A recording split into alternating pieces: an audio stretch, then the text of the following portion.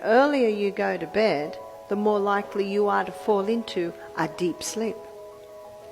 The other hormone that's released is epithalamin.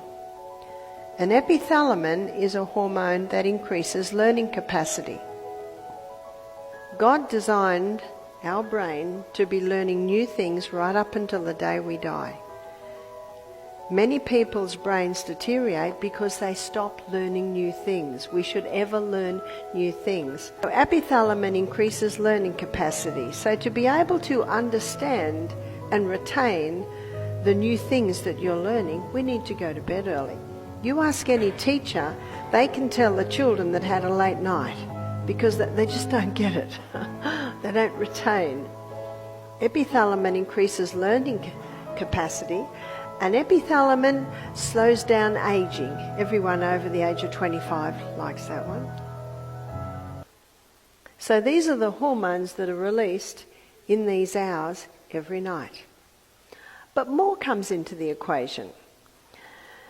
And I was reading a book called Why We Sleep by Dr. Matthew Walker. And there's some fascinating research that he quotes in there.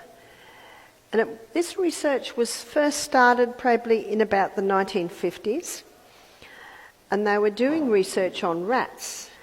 And they found that there were periods of the night where the eyes, the eyelids are closed, but the eyes are active and moving. And then there are periods of the night where the eyes were still. So they put electrodes on the brain and on the eyes, and what they found is when the eyes were active, the brain was active.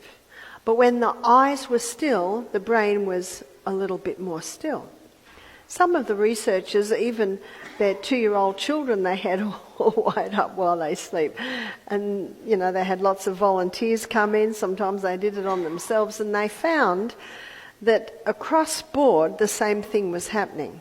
So what they did was they called the eye moving fast rapid eye movement time, and the eyes moving slowly non-rapid eye movement time.